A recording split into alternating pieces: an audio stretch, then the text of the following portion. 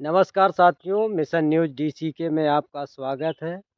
आज हम ढिकियापुर की एक ऐतिहासिक जगह से आपको न्यूज़ दिखाने का काम करेंगे। हमारे साथ हैं गिरीश शिखरवार जी, जो कई एक पहलुओं पर हम लोग बात करेंगे, चर्चा करेंगे और ज़मीनी हकीकत जानने का, समझने का प्रयास करेंगे। ये जो जगह है, ये नीलकोठी के नाम से जानी जाती है। यहाँ पर क्या ऐसा होता रहा है जो नीलकोठी के बारे में या नील का कारोबार होता था या और कुछ कारोबार होता था? देखिए, यहाँ पे पहले अंग्रेज़ों ने जी, नील कोठी के लिए अपना ये प्लांट लगाया था, जी, जिसमें कि किसानों को आसपास की ज़मीनों पे उसकी खेती करनी पड़ती थी और नील का उत्पादन भी यहाँ जी, होता था। तो एक तरह से उस समय हम लोग गुलाम थे, जी। तो गुलामी की उसमें तो जो मतलब तय किया जाता था, हुँ, हुँ। वही खेती हम लोगों को करनी पड़ती थी। जी। जिस तरह की आप लोगों ने देखा होगा कि यहाँ पे तमाम ये कुंड बने हुए हैं, हुँ, हुँ। तो किसानों को उसी का पट्टा दिया जाता था कि नील की खेती आपको करनी ही करनी है। अच्छा। तो यहाँ पर हमारे अच्छा, पुरख पहले जो खेती होती थी वो ज़्यादातर नील की खेती की जाती थी। हाँ, ना और भी फसलें होती थी, लेकिन भाई पहले सिंचाई के इतने अच्छे साधन नहीं थे जी। कि अन्य फसलें हों। ऐसी फसलें की जाती थी, अधिकांश फसलें जो वर्षा पर निर्भर हों हुँ, हुँ। या प्रकृति पर ही जिनको ये कम पानी जिनको लगे। ये तो जो कुंड जैसे बने हैं अ, इनका किस तरीके से प्रयोग किया जाता था? क्या होता होगा? इनका आपने डीलिंग देखा इसके बारे में कुछ? नहीं देखा तो नहीं हमने, लेकिन जैसे बुजुर्ग बताते हैं जी। कि इनमें मतलब वो अ, तमाम तरह का वो है। सबसे पहले कच्चा माल भरा जाता था एक कुंड में, अच्छा, अच्छा। फिर दूसरे में जाके लास्ट में एक जगह वो इकट्ठी की जाती थी, फिर वही बिकने काबिल होता था। अच्छा। नील का यहाँ उत्पादन अच्छा होता। दूसरा चलिए ये तो ऐतिहासिक चीज़ हो गई, इसके बारे में इसलिए हमने अपने दर्शकों को बताने का प्रयास किया कि हम लोग किस जगह पर खड़े हैं और यहाँ पर हम लोग कुछ राजनीतिक, कुछ सामाजिक मुद्दों पर भी बात करेंगे।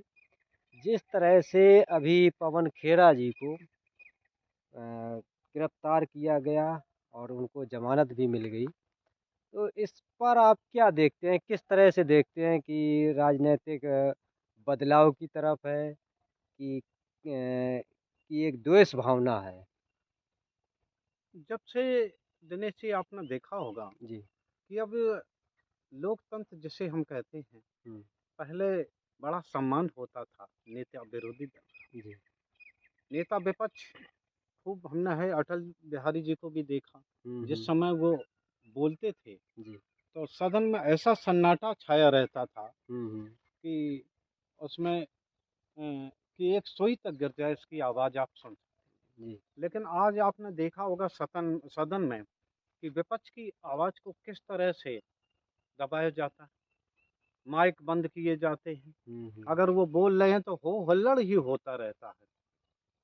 तो पहले भाई आप भी जानते हैं, अगर सत्ता दल भाई उनका ज़्यादा बहुमत है तो वो सत्ता दल में आए, हुँ, हुँ। और जिन्हें कम सीटें मिली वो विपक्ष में आ गया। जी, लेकिन चुने हुए जनप्रतिनिधि वो भी हैं। जी। आखिर आम जनता को मुद्दों पर सवाल उठाने का हक आखिर किसका है? भाई विपक्ष का भी तो काम आम बिल्कुल, जनता बिल्कुल। पर सवाल उठाने का ही है। आम जनता की हाँ, पहल तो विपक्ष ही करता है, हाँ भाई क्योंकि सत्ता दल को तो सत्ता कोई पक्ष तो ज़रूरत अपने रहती नहीं। सत्ता के चूर नशे में चूर हाँ, रहती है। तो विपक्ष उनको बातों को उठाता है। तो हमने देखा कि अब विपक्ष की आवाज़ को जिस तरह से नेग्लेक्ट करने की कोशिश की जा रही है, जी, वो लोकतंत्र के लिए घातक है। पवन खेड़ा की आपने बात की, जी। उन्होंने एक प्रेस कॉन्फ्रेंस की आइए थी। थोड़ा इधर चलते तो हैं। प्रेस कॉन्फ्रेंस में जी। तो उन्होंने भाई जैसे नाम लिया, हुँ। तो उनका जो मतलब था, बाद में उन्होंने इसके लिए माफ़ी भी माँगी। जी, उनका जो मतलब था वो ये दिखाना चाहते थे कि जिस तरह से एक उद्योगपति को पूरे देश की संपदा सौंपी जा रही है, जी। तो उस तरह से ये भविष्य के लिए खतरनाक भी हो सकता है। हुँ, हुँ। तो वो चाहते थे कि प्रधानमंत्री के साथ उस जी, उद्योगपति का नाम जसपा हो। जी। लेकिन हतोत्साह कह लीजिए हुँ। या जबान फिसली, जी, तो उन्होंने जिस तरह का प्रयोग किया, वैसे मैं खुद पक्षधर नहीं हूँ जी। किसी पर व्यक्तिगत हमले करने। हुँ। लेकिन ये भारतीय जनता पार्टी के माननीय प्रवक्ताओं को भी ध्यान रखना चाहिए जी। कि किस तरह से वे सोनिया जी के विषय में, वो तो कांग्रेस की विधवा भी हाँ, उनको बोला गया। हाँ, उनके परिवार को किस तरह की बातों का प्रयोग भाई करते हैं। एक पूर्व प्रधानमंत्री की हुँ, पत्नी है। नहीं, राजीव गांधी जी की तो विधवा कह सकते हैं, लेकिन हाँ, कांग्रेस की विधवा कहना अब ये वही कहाँ तो तक कह रहे सही है? हैं कि भाई उनको है अपना वो नहीं देखते, और एक नया चलन आ गया हुँ, कि जैसे यहाँ पे कोई कांड हुआ जी। तो उसकी रिपोर्ट करा देंगे उत्तराखंड से, हुँ। जहाँ भारतीय जनता पार्टी की सरकारें हैं। जी। अब आप बताइए वहाँ कौन उनको पैरोकार मिलेगा? अगर बताइए दिनेश जी, हुँ। वो तो खैर पहुँच वाले लोग हैं और हुँ, कांग्रेस पार्टी का नेटवर्क पूरे देश में है। जी। अगर आम जनता को कहीं रिपोर्ट करा के हुँ। अगर इस तरह से कर दिया जाए तो उससे वो तो ज़मानत भी नहीं ले पाएगा। बिल्कुल सही हाँ, बात। तो जो ये इस तरह का है ये लोकतंत्र के और लिए खतरनाक इसी तरह का दूसरा भी एक मुद्दा आया है निकल के, जैसे आपने भी सुना होगा और आप क्योंकि उसमें रहते हैं, समाचार पत्रों को खंगालते रहते हैं। नेहा सिंह राठौर की एक जो गायिका है, लोकप्रिय है, है। लोक गायिका है, कवि है, उस पर भी सरकार ने नोटिस दे दिया कि 3 दिन के अंदर जवाब दीजिए कौन आपके गाने लिखता है। आपका ट्विटर अकाउंट, फेसबुक अकाउंट आपका है और यूट्यूब अकाउंट आपका है या दूसरा यूज करता है, तो इसके बारे में कई एक बिंदुओं पर नोटिस दिया गया। तो क्या इसमें आप समझते हैं कि इस तरह से जो कवि हैं, जो गायक हैं, हुँ, जो जनता के मूलभूत मुद्दों को उजागर करना अपने गायकी के द्वारा, कविता के द्वारा जन-जन तक पहुँचाने का प्रयास करते हैं, और दूसरा कानपुर की घटना को लेकर ख़ासकर नेहा सिंह राठौर ने गाना गाया था। इसको आप किस तरह से देखते हैं कि उनको भी नोटिस दे दिया गया? एक तरह से इसे हम अभिव्यक्ति की स्वतंत्रता पे हमला मानते हैं। जी। आपको ध्यान होगा कि जिस मामले में उनको ये लिया गया है, हुँ, अगर इस तरह की कार्रवाई अगर कभी अंग्रेजी शासन में हुई होती जी। या होती रही होगी, हुँ। तो फिर हम लोग कैसे वो कर पाते? जी। आपको ध्यान हो उस समय हमारे कवियों ने तमाम रचनाएँ रची थीं। हुँ। उसके सहारे जनता को जागरूक किया था जी। और जो सत्तासीन लोगों से सवाल पूछे थे।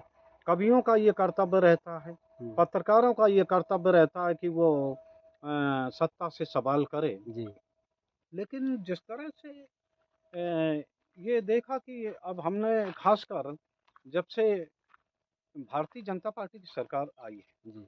तब से एक तरह से उन्हें मतलब अब ये जैसे राजाओं के न भाट रखे जाते थे जी। ना, जो केवल सरकार की प्रशंसा करे, हुँ। तो ऐसे लोगों की ज़रूरत शायद उन्हें पड़ रही है।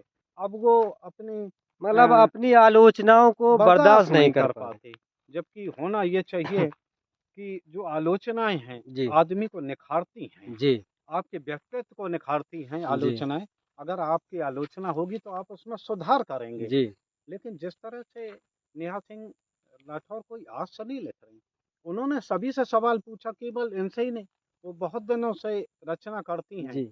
और बिहार में कान्हा का गाना भी उनका हाँ, चला, हाँ, हाँ, और यूपी में कान्हा हाँ। गा दिया गाना तो उनके ऊपर प्रेस चिन्ह उठ गए, नोटिस नहीं, थमा दिया गया। यही है, ये गलत है क्योंकि भाई वो कोई उनका मानस ये नहीं है।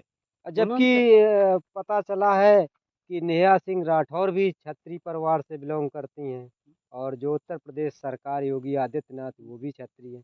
तो इसमें कहीं न कहीं जात विशेष को नज़रअंदाज करके और नेहा सिंह को दबाने का प्रयास किया गया। अ, इसमें अगर जातीय एंगल हम लोग ना रखें तो जी। ज़्यादा ठीक रहेगा। जी।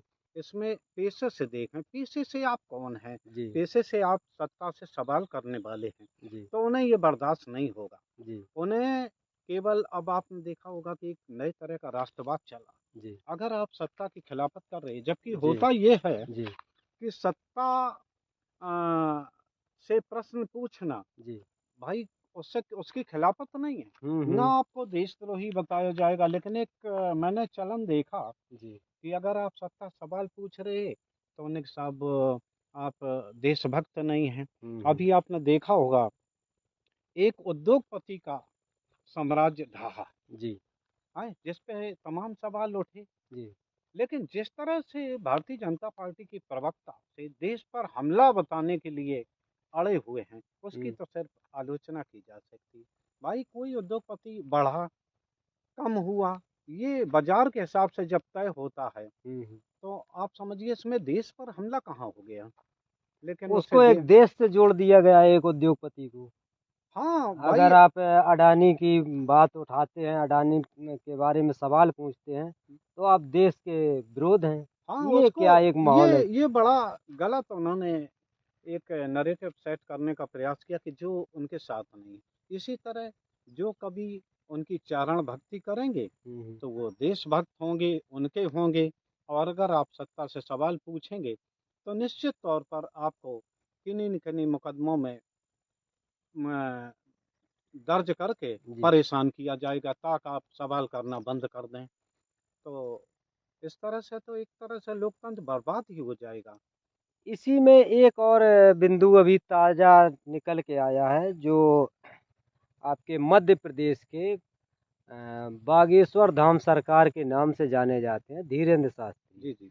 उनका एक छोटा भाई, वो किसी दलित परिवार में शादी थी, तो उससे दबाव बनाया कि शादी आप जो है आश्रम में करिए, तो उसने मना कर दिया। तो वहाँ गाली गलौज और तमंचा कट्टा क्या था, वीडियो वायरल हुआ। और उसके बाद कई जो है संगठनों ने जब दबाव बनाया, तब SC ST का मुकदमा पंजीकृत हुआ। तो इसको आप किस तरह से देखते हैं कि एक भाई जो है पूरे देश में चर्चित है, और अपनी लोकप्रियता के दम पर कई टीवी चैनलों पर, सोशल मीडिया के माध्यम से बड़े बड़े राजनीतिक नेता उसके चरणों में पड़े रहते हैं, और एक भाई इस तरह की अभद्र टिप्पणियां करता है, अभद्र कारनामे करता है। तो इसको क्या कहेंगे। संस्कार जैसे कहा जाता है, हमारे जो परिवारों में संस्कार दिए जाते हैं, तो क्या उस परिवार में, एक परिवार में दो तरह के संस्कार हुए, या इसको किस तरह से आप देखते हैं कि किसी को दबाव में आके आप अपने हिसाब से शादी करवा सकते हैं। नहीं, उन्हें ऐसा लगा कि जैसे बागेश्वर धाम है, वो तो एक सिद्ध पीठ है। जी। वहाँ भगवान बजरंगबली का मंदिर है। हम्म। लेकिन उसके जो पीठाधीश्वर हैं, उनको लेकर पूरे समाज के सवाल हैं हम्म। कि आखिर वो करते हैं, ठीक है, आप पे भगवान की अगर कृपा है, तो हम्म। आप निःशुल्क कर दीजिए ना। जी। तो निःशुल्क नहीं, आप पर्चा बनवाते हैं, उनसे 7 अमावस्या कुछ को हम्म। बुलाते हैं। तो इस तरह से उनका धन का दोहन होता है। कई शिकायतें आई हैं, जी। इसकी कई जगह रिपोर्ट हुई है। और भगवती मानव कल्याण संगठन एक संगठन है, जी। उसने तो पंडोखर धाम, जो कि वो भी पर्चा बनाते थे, बागेश्वर धाम, तो हम्म। उन्होंने कई तरह के सुधार किए। जी। लेकिन ये जो ताजी घटना आई कि बेचारे एक कमजोर वर्ग के लोग, जी। बताइए आपको उनके यहाँ का जी। जरा सा धुन बर्दाश्त नहीं होती आपको, हम्म। आप वहाँ रोकने पहुँच गए जी। हैं, आपको वो पसंद नहीं है। तो आखिर ये क्या दिखाता है। भाई वो भी किसी भी वर्ग जात के हों, जी। आखिर हैं तो वो भाई ही। इंसान अभी ही है। आप हिंदू राष्ट्र की आप बात करते हैं, जी। तो भाई साहब हम ये पूछना चाहेंगे जी। कि भाई वे हिंदू नहीं हैं जो अपनी बेटी का विवाह अपने घर पर धूमधाम से करना चाहते थे, जी। हैं? और इस तरह किस तरह की आप हिंदू राष्ट्र की कल्पना कर रहे हैं, जी। जो केवल आपकी हाँ में हाँ मिलाए। जी। या जो कमजोर वर्ग के लोग हैं, जी। पिछड़े वर्ग के लोग हैं, जी। मजलूम हैं, जी। क्या वो भी हिंदू हैं? इस घटना से तो हमें ऐसा लगा जी। कि भाई वो हिंदू जो है, अब हम्म। उसकी भी कैटेगरी ये लोग बदल के मानेंगे।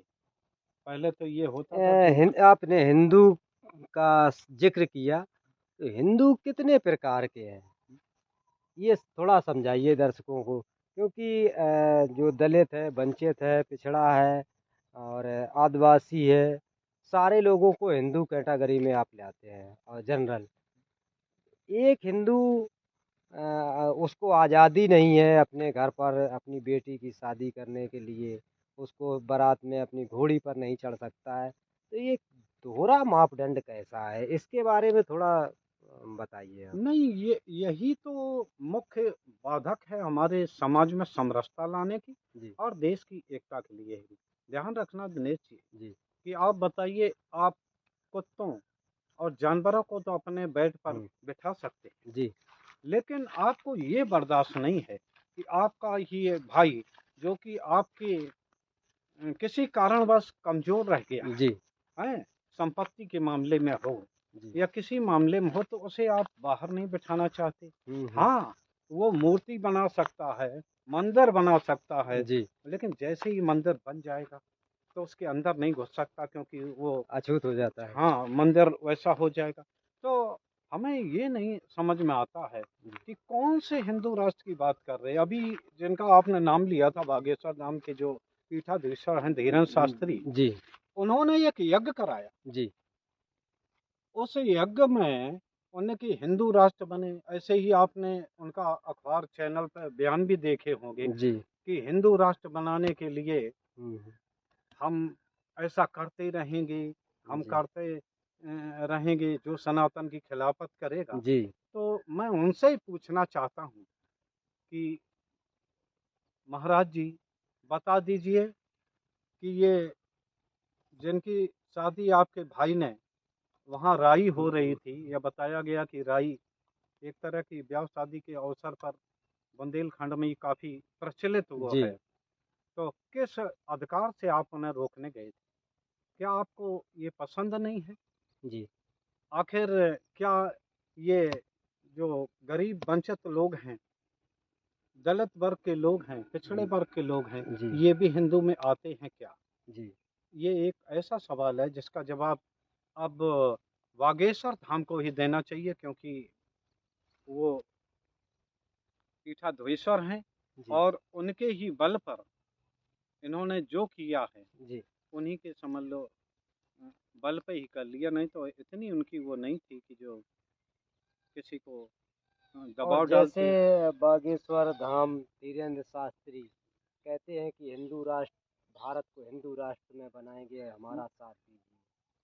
तो क्या इन दलितों की, इन पिछड़ों की, ये जो आदिवासी है, वंचित हैं, इनकी जगह हिंदू राष्ट्र में क्या होगी? नहीं तो अब तो ये आप देख ही लीजिए कि आप केवल जब आप वोट देंगे या उनकी हाँ में हाँ मिलाते रहेंगे, तो आप हिंदू बने रहेंगे। जी, और अगर आपने प्रश्न पूछना शुरू किया जी, या अन्य दलों की तरफ आप हुए, तो साहब आप आतंकवादी हो जाएंगे, आप देशद्रोही हो जाएंगे, या आप अपने अधिकार मांगने लीजिए। जी, जैसे आपने देखा होगा कि पिछड़ी जनगणना की जब जी, बात की जा रही है, जी। तो ये कहा जा रहा कि साहब वो ये बाहर से इन्हें पैसा मिलता है और ये लोग विदेशी फंडिंग इनको आती विदेशी है। फंडिंग के उससे देश की समरसता को बिगाड़ना हुँ, चाहते हैं। तो आप ये बताइए, समरसता होगी कैसे? एक कमज़ोर वर्ग जिस पे खेती नहीं, भूमिहीन, जी, गरीब, अगर वो चाहता है कि उसको भी बच्चे ढंग से पढ़ें, उसको भी कुछ उसकी भी उन्नत हो, समाज में अच्छा रह पाए, तो आप रहने नहीं देते। अगर वो चाहता है कि घोड़ी पे निकलेंगे, आपकी ध्यान हो, अपनी उत्तरी प्रदेश की घटना है कि एक पुलिस में अधिकारी थे, हुँ, हुँ। उन्हें अपने शादी में घुड़चढ़ी के लिए समझ लो पुलिस बुलानी पड़ी। बहुत तो सुरक्षा बल ये समझ लो आप स्थित पहुँचा है, था तो वहाँ पर तब उनकी आप समझ शादी लो हो पाई। मेन प्रश्न यहीं पे है दिनेश जी कि हिंदू राष्ट्र में कमजोर वर्गों की जगह है तो है कहाँ? वही तो हम समझना चाहेंगे, हमारे दर्शक समझना चाहेंगे क्योंकि आप जनरल कैटेगरी से आते हैं और ब्राह्मण के बाद दूसरा दर्जा आपको दिया जाता है क्षत्रिय समाज में। तो उन दलित, वंचित, आदिवासी पिछड़ों की आखिर जगह क्या होगी? देखिए, जिस वर्ग से हम आते हैं, ध्यान करो आप जी, कि भगवान राम से बड़ा शायद कोई छत्री नहीं हुआ, जी, कि हुआ? उनसे बड़ा कोई छत्री है नहीं। तो उन्होंने जब गए थे, अगर वो चाहते तो लंका सब वहाँ सेना बुला लेते अपनी, हुँ, लेकिन उन्होंने सभी लोगों को जोड़कर, सभी लोगों के साथ समरसता करके और एक ऐसे उस पर विजय पाई थी। तो ये अगर हम जीतना चाहते, अपने देश को और मजबूत बनाना चाहते, तो निश्चित तौर पर जो हमारे कमज़ोर वंचित लोग हैं, उन लोगों को गले से लगाना होगा। उनके भी जीवन स्तर की चर्चा हमें करनी होगी, ना सिर्फ ये कहने के कि फ्री फंड का ले रहे। आपकी नीतियों के कारण ही समल देश की 80 करोड़ जनता 5 किलो गेहूँ प्रतिमाह पे गुजारा करने को मजबूर है। किसान, अभी आपने देखा होगा, ये तमाम फसलें खड़ी, अगर यहाँ चारपाई ना बिछाए फसलें चढ़ जाएं, और आप केवल इसलिए कह देते हैं कि हमने साहब इतने करोड़ रुपए गौशाला के लिए कर लिया, और जानवर बाहर घूमते रहते, फसलों को आखिर चढ़ता क्या? क्या किसान चढ़ता है? भाई किसान तो बेचारा अपने चारपाई डाले यहाँ रुका रहता है, लेकिन आप मानते नहीं। आप जब कोई इस पर सवाल उठाता, या किसान मजबूरी में गाय को अगर कहीं ले जाते, तो उन पर मुकदमे होते। जैसा आपने भगवान श्री राम का जिक्र किया, तो भगवान श्री राम ने छोटे से छोटे तबका को जोड़ के रखा। अरे बिल्कुल, देखा नहीं आप सबरी के यहाँ जी, हुए गए जी, वही हैं तो उनके जूठे बेर खाए। ना वो। क्या इन जो मनुवादी विचारधारा के लोगों को भगवान श्री राम का, जय श्री राम का सिर्फ नारा लगाना ही सीखा है, कि उनके जो पग चिन्ह थे, जिन रास्ते पर वो चले, जैसे उन्होंने लोगों को जोड़ा, लोगों को साथ में रखा, ये चीज़ इन लोगों के समझ में नहीं आती। बिल्कुल नहीं, उनके लिए देखो, भगवान राम एक वोट देने की मशीन है। मंदिर बन रहा है, उन्हें चलो भाई हिंदू वो करके वोट की आप व्यवस्था कर लें। जी, आप हमें ये बताइए कि भगवान राम वो शख्सियत थे, खासकर उन लोगों के लिए ये प्रश्न है, जो समझ लो भगवान का इस्तेमाल तो करते हैं अपने नाम के साथ, लेकिन वो उनके तरफ चलना नहीं चाहते। तो एक साधारण से व्यक्ति के केवल इशारे पे या उनको कहने पर ही अपनी परम प्रिय पत्नी को भी उन्हें छोड़ दिया कि जी। नहीं, आपको परीक्षा देनी पड़ेगी, हुँ। उनकी अग्नि परीक्षा ली। अ, तो इसके लिए और कुछ हो सकता है। और और भगवान श्री राम को मानने वाली जो बीजेपी, हाँ, आरएसएस, कुछ नहीं, वो अडानी की जाँच तक नहीं करा नहीं रही। वो जांच भी नहीं। बताइए, जब इतने सवाल खड़े हो रहे हैं आपकी, चले कोई। जिनके आप पग चिन्हों पर चलने का प्रयास कर रहे हैं, जिनकी विचारधारा पर आप राजनीति कर रहे हैं, तो उनके ऊपर आरोप लगा तो उन्होंने अपनी अर्धांगिनी को त्याग दिया। नहीं, आप एक अडानी को नहीं त्याग पा रहे। नहीं, हमें ये है कि कम से कम आप जांच तो करा लीजिए।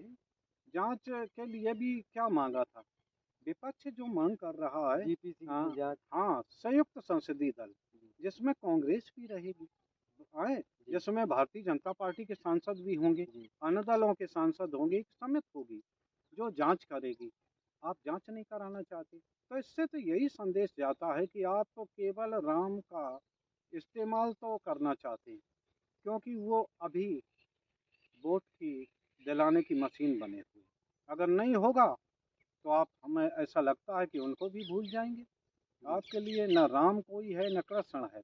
जब तक उसके सहारे आपकी वोट बैंक चलता रहे, तब तक आप उन्हें सब करते रहेंगे। और एक चीज़ और समझना चाहेंगे, जिस तरह से किसी भी परिवार का सदस्य ऊंचे पद पर पहुंच जाता है, और उसके बाद एक प्राकृतिक नियम है कि जो चीज़ उत्पन्न हुई उसको नष्ट भी होना है। तो जिस परिवार का, जिस कुल का वो होता है, तो उस वारिस तो उसी कुल का होना चाहिए ना। तो जैसे भगवान श्री राम का जो मंदिर बन के भव्य तैयार हुआ, क्या आपसे हम समझना चाहेंगे, ऐसे कितने छत्री हैं जो उस मंदिर में अ, उन उनको रखा गया है, उनको उस मंदिर की जो मतलब सिस्टम है, वहाँ का जो देख रेख है, या वहाँ का जो चढ़ावा है, वो कितने ऐसे छत्री हैं जिनको मौका दिया गया। इसमें तो बताएं, जैसी पद्धत पुरानी चलती आई है जी, कि छतरी का काम सिर्फ समाज की रक्षा के लिए रहा है, जी, और देश को, समाज को दिशा देने के लिए ब्राह्मण, पहले जात नहीं होती थी, आप भी जानते, कर्म के आधार पर जी, ये सब थी। तो अब चूंकि उस समय नहीं हुए होंगे, हम्म, उस समय भाई कमजोर वर्ग के लोग या अन्य वर्गों के लोग इतने पढ़े लिखे नहीं थे। लेकिन आज तो वो योग्यता हो गई। कई लोग समझ लो हैं जो कि ज्यादा विद्वान हो गए, जी तो उनको भी बिल्कुल। मौका मिलना चाहिए। भाई उन्होंने बाकायदा आप पुरोहित का एक कोर्स भी चला रहे हैं, हम्म। वेदों की वो चला रहे हैं, आखिर वो लोग तो भी वेद जानते हैं, तो उनको निश्चित तौर पर वो होना चाहिए। तब आप जात देखने लगते हम्म, हैं। और बहुत ये बात होती है कि बताइए आप कि जैसे कोई मुख्यमंत्री निवास खाली हुआ तो हम्म, साहब उसको गंगा जल से पवित्र हम्म, कराया जाएगा। तो ये जो ऐसी चीज है, ये सवाल खड़ी करती हैं कि किस तरह का आप हिंदू राष्ट्र चाहते हैं। आखिर जो एक बहुसंख्यक वर्ग है, जी। भाई कभी भी आप देख लीजिए, देखो एक उदाहरण से बताते हैं, आपका हम्म, अगर घर कमजोर है, जी। अगर जो भाई कमजोर है आप उसकी चिंता नहीं करेंगे, तो निश्चित तौर पर वो गलत दिशा कहीं की ना ओर कहीं शरण बढ़ेगा। लेगा जाके। गलत दिशा की ओर बढ़ेगा जी। और कहीं होगा फिर आपको दे, और आपके परिवार की एकता भी नष्ट होगी, हम्म, समरसता नष्ट होगी। इसी प्रकार ये बड़ा है जो देश है, ये बड़ा परिवार है। बड़ा परिवार। हाँ, जब आप वसुदेव कुटुंबकम की बात करते हैं, पूरे विश्व को परिवार मानते हैं, तो आखिर ये लोग जिन्हें आप घोड़ी पर नहीं चढ़ने देते, जिनके साथ आप बैठ के खाना नहीं खा सकते, जी। कुत्तों के साथ आप खा सकते हैं, उनका कुत्ता उसी जूठा। थाली में अगर खा हाँ, जाए तो उसको धुल के रख दी हाँ, जाएगी, दलित ने अगर लेकिन छू अगर लिया तो वो हाँ, तो फेंक दी ये जाती। जो है ये आपको करना पड़ेगा। निश्चित तौर पर अगर आप नहीं करेंगे तो हो सकता है आपकी राजनीति अभी चलती रही हो, चल जाए, लेकिन जो आगे चल के है, तो आपको निश्चित तौर पर इसकी समाज की समरसता को ठेस पहुंचेगी और देश भी कमजोर होगा। चलिए, तो इसी में हम अन्य पहलुओं को भी लेना चाहेंगे, क्योंकि काफ़ी विषयों पर चर्चा हो गई। तो ये जानना चाहेंगे, समझना चाहेंगे लास्ट में, कि जिस तरह से राजनीति चल रही है देश में, और लोगों को जो आवाज़ उठाता है, चाहे वो मीडिया हो, चाहे वो विपक्षी नेता हो, या किसी संगठन का कार्यकर्ता हो, सामाजिक संगठन का, उसको दबाने का काम किया जाता है। तो क्या इसी तरह से चलता रहेगा, कि आगे आने वाले भविष्य में कुछ बदलाव के क्षण आपको नजर आ रहे हैं? नहीं, आशा तो रखनी चाहिए। देख लीजिए आप, उस समय जैसे इतिहास की हम बात करेंगे, तो रावण ने भी स्वर्ग में जाने के लिए एक सीढ़ी बनाना चाहता, जी। उसका भी अंत हुआ है। और राजा अभी वर्तमान परिप्रेक्ष्य में आपने किसी का शासन रहा हो, मुगलों का शासन रहा हो, हम्म, अंग्रेजों का रहा हो, हमारी जो कांग्रेस की सरकार रही जिसने कि इमरजेंसी लगाई थी, जी। पूरे उस पर कब्जा किया था, सबको डीआईआर मीसा लगा के बोलने और अभिव्यक्ति की आज़ादी छीनी थी। हम्म, उनका भी अंत हुआ। आज देख रहे हैं, छोटे से कोने में वो सिमटे हुए हैं। तो जो वर्तमान सरकार है, उसे सीख लेना चाहिए ऐतिहासिक संदर्भ से और अपने राजनीतिक दल कांग्रेस से, जी। कि जब उनका कुछ नहीं हुआ, भाई राजीव गांधी जी की जो सरकार थी, इतना बहुमत तो आपको अभी तक नहीं मिला। और ना शायद मिलने वाला है। 400 से ज्यादा उनकी सीटें जी। थीं। जब वह समझ लो आज 47 और 52 उसमें है, इतने भी सिमट के उनके रह गए। सांसद नहीं आ रहे हैं कि वो नेता विपक्षी दल का भी कम से कम तमगा हासिल हम्म, कर लें। तो सरकार को भी सचेत रहना चाहिए। जी। नहीं तो ये जनता है, जनता निश्चित सक्रिय होगी। पहले की बात गई, आजकल पढ़े लिखे लोग हैं, बिना तमाम साधन हैं उनके पास, जी। तो जनता बोलती नहीं है, केवल करती है। तो उसी आशा के साथ हम लोग इसको वो कर रहे हैं कि निश्चित तौर पर स्थितियां सुधरेंगी। और जो हमारे समाज है, जब तक सब समाज साधन संपन्न नहीं होगा, वो नहीं होगा, तब तक देश की समरसता और न तो ये उन्नत कर सकता जो विश्व गुरु बनाने के सपने देखे जाते हैं। दिनेश जी, आप बताइए। अच्छा, एक चीज़ और समझेंगे आपसे। आपने विश्व गुरु की बात कर दी। जैसे मान के चलो, भारत जो आप अपना है, सेकुलर कंट्री है, सेकुलर देश है, सभी धर्मों का यहाँ पर सम्मान है। जैसे हिंदू राष्ट्र घोषित कर दिया जाता है, नेपाल हिंदू राष्ट्र है, पाकिस्तान मुस्लिम कंट्री, क्या एक राष्ट्र एक धर्म का देश घोषित करने से वहाँ डेवलप हो सकता है? नेपाल आज भी गरीब है, पाकिस्तान आज भी गरीब है। ये अगर हिंदू राष्ट्र घोषित हो जाएगा तो क्या लगता है आपको, अमीर हो जाएगा? अरे कुछ नहीं, आप बताइए, आप समझ लीजिए, देखिए जितनी सबसे ज़्यादा लड़ाइयाँ जो हो रही हैं मुस्लिम कंट्रीज में आपसे ही में हो रही हैं। हम्म। तो भाई इसका नहीं है कि अगर आप वो रखेंगे अपने यहाँ, देखिए जब आज़ादी की लड़ाई हुई सभी जात धर्म हम्म। वालों ने मिलकर इसमें योगदान दिया और जी। अपने देश को स्वतंत्र कराया। हाँ, इसी तरह से आप बताइए लंका, देखिए बौद्धिस्ट वहाँ पे वो ज़्यादा हैं, उनका भी स्थिति बुरी हो रही है। पाकिस्तान आपने देख लिया जो हम्म। केवल धर्म के आधार पर जी। बना था, जिसमें ऊंच नीच कुछ नहीं थी, उसकी बुरी हालत है। अन्य देशों की बुरी हालत है जो धर्म के आधार पर बने। जी। तो अपना जो ये है भाई, जो तिरंगे को माने, जो देश को देश माने, तो हमारे ख्याल से कोई भी ऐसा नहीं होगा जो तिरंगे का सम्मान नहीं करता होगा बिल्कुल सभी लोग या सम्मान अपने भारत माता की जय नहीं बोलता होगा। लेकिन अगर आप इसे राजनीतिक रूप से इस्तेमाल करेंगे तो मुख्य विरोध ये है, इसलिए ही आपको ये दिखाई देता है कि सब वो अलग हैं, ये अलग हैं, जबकि यहाँ कोई नहीं। क्योंकि सभी वर्ग, सभी जात के लोगों से ही देश बनता है। जितने जल्दी ये बात समझ में आ जाए तो वो सत्ताधीशों के लिए अच्छा होगा कि देश की समरसता के लिए जो अपने पुरखों ने संविधान बनाया है जी। तो वैसा ही चलने दें, इसमें छेड़छाड़ ठीक नहीं रहेगी हमारे ख्याल से। और चलिए, तो बहुत बहुत धन्यवाद बात करने के लिए। और ऐसी जगह से हम लोग आज चर्चा कर रहे हैं जो ऐतिहासिक जगह है। ये अंग्रेजों के ज़माने में यहाँ पर नील कोठी के नाम से ये जानी जाती थी और नील का यहाँ पर कारोबार होता था। तो हम लोगों ने सोचा कि ऐसी जगह चर्चा की जाए कि लोगों को लगे कि हमारे जो आज़ादी के पहले किन किन जगहों पर क्या क्या विरासतें थीं, क्या समस्याएं थीं। तो उस तरह से हम लोगों ने यहाँ पर चर्चा की और आपको चारों तरफ का नज़ारा भी दिखाया यहाँ का। और उसके बाद अंत में भी आपको एक बार दिखा देते हैं। ये ऐतिहासिक जगह है।